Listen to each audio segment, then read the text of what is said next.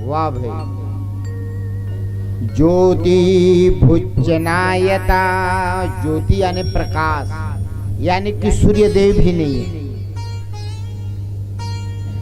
भक्तगण, श्रोत्रादि बुद्ध्यान फलम भेयमकम बुद्धना के ब्रह्मम पुमा सद्यदासिता।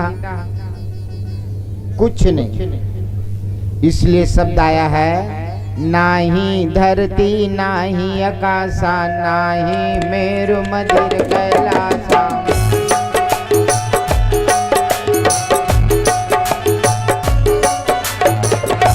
तो नाही पानी पवन ब्रह्मंडा नाही नदी अटल गिरकंडा।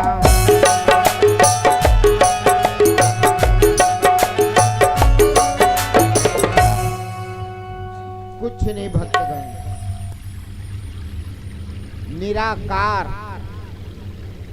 फिर है क्या? तो उस समय है प्रकाश। कौन सा प्रकाश?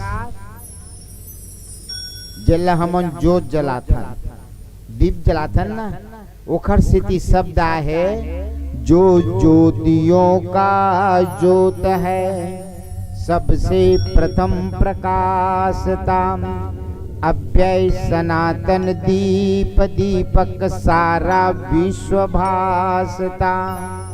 प्रकाश यानी कि सृष्टि के अंतर्गत में सृष्टि नहीं है तब भी वो प्रकाश है, और सृष्टि है तब भी प्रकाश है। भक्तगण, ओखरे से ज्योत ल पहली जलाल पड़ती, प्रकाश है ना। शब्द है, जो ज्योतियों का ज्योत है, सबसे प्रथम प्रकाशता, अव्यय सनातन दीप दीपक सारा विश्व भासता। अब जो है ये सृष्टि के अंतर्गत में माँ भगवती जगदम्बा माता परमेश्वरी, जो वाणी का विषय नहीं है ना, चार प्रकार के वाणी बताए गए। के प्रकार के वाणी? चार प्रकार की, पश्चंती वाणी, मध्यमा वाणी, और एक होता है वेखरी वाणी। ती वाणी हम रोज के बोलचाल भाषा में रोज के धन हमारे। कैसे? लल्लू भैया की क्या आवाज देबो तो कहां से निकला था आवाज? मुंह से निकला था ना? नहीं, ये नाभि से, नाभि से, कंठ से, और वाणी जिह्वा और होंठ में आकर के विलुप्त हो जाते हैं। जैसे राम, श्री कृष्ण भगवान, महादेव, ये वाणी से बोला था नहीं? ते कहाँ साथ है? पश्चंती वाणी नाभि से, मध्यमा वाणी कंठ से, वेखरी वाणी यानी कि होठ और जिह्वा में आके विलुप्त हो जाते। ये तीन प्रकार के वाणी ल रोज बोलथन हमारा, कखरो नाम ल पुकारथन ना, तो नाभि, कंठ और होठ और जिह्वा में लेक एक और वाणी है, ओला कहे गए परावाणी। का वाणी कहे गए? परावाणी। वो परावाणी सबके बस के बात नहीं है, कथा में आई।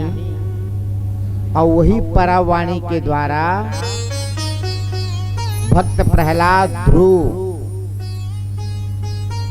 संत श्रोमणी कबीर साहब, गुरु नानक देव जी महाराज, बोलो गुरु नानक देव जी महाराज की, बोलो संत श्रोमणी कबीर साहब की, वो परावाणी के द्वारा अनुभूति कर ली।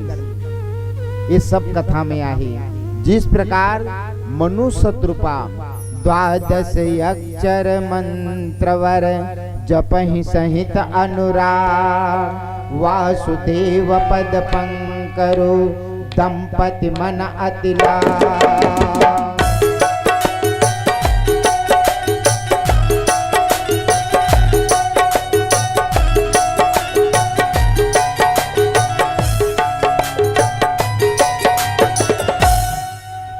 अब बता, मनु शत्रुपा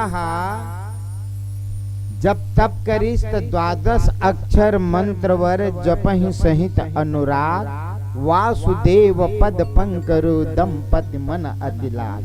12 अक्षर मंत्र के जाप करीस। काखर जाप करीस? काखर? कृष्ण भगवान के और विष्णु भगवान के, है ना? 12 अक्षर वही बोले जाते। कौन ला? ओम नमो भगवते वासुदेवाय, ओम नमो भगवते वासुदेवाय।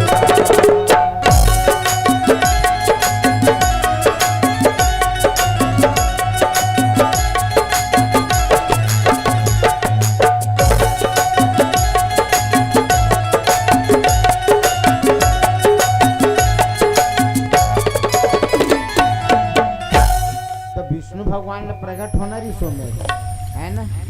विष्णु भगवान प्रकट नहीं हो। कौन हो गए? सीताराम। 12 अक्षर मंत्र, 12 अक्षर मंत्र के जाप करीस तो वो मेरे भगवान कौन प्रकट हुई? राम और सीता माता। तभी देवांगन मन सीताराम की थी। नहीं सीताराम का ये अनादि देवता है। त्रेता युग में तो भगवान राम प्रकट हो है ना? लेकिन सतयुग में मनुष्य शत्रुपा 12 अक्षर के मंत्र के जाप करी तो मेरे विष्णु भगवान प्रकट नहीं हुई। राम भगवान और माता बाम अंग शोभित अनुकूला, माता भगवती सीता प्रकट हो गए। तो उस समय प्रकट हुए, यानी कि भगवान राम सीताराम जो है अनादि देव। सृष्टि के अंतर्गत में सृष्टि है तब भी और सृष्टि नहीं है तब भी वो प्रकाश प्रज्वलित है, वो नाम प्रागट है। एखर से देवांगन मन सीताराम गुरु मंत्र मिले। और एक चीज वो दादा जो बैठे हैं ना, बोला ये भेंट कर दो। ये बाबू इधर आओ तो आ बेटा।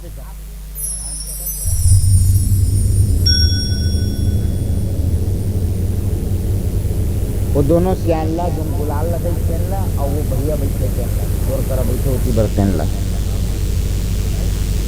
अब ये लबे काबर देवत हो, थोड़ा ध्यान दी हो।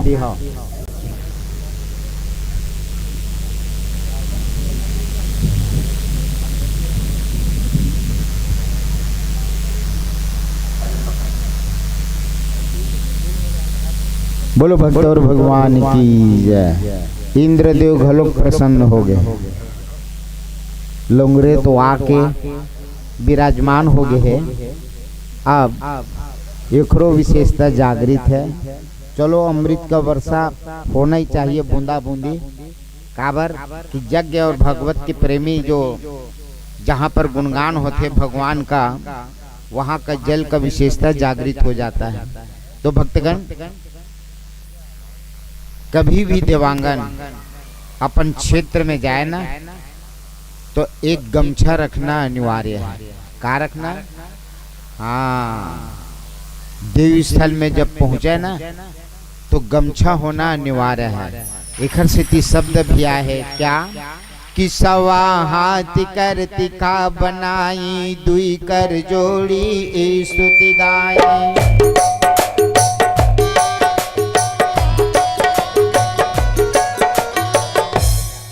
सवा हाथ के तीखा बनाना चाहिए। ये कामला दीपचंद देवांगन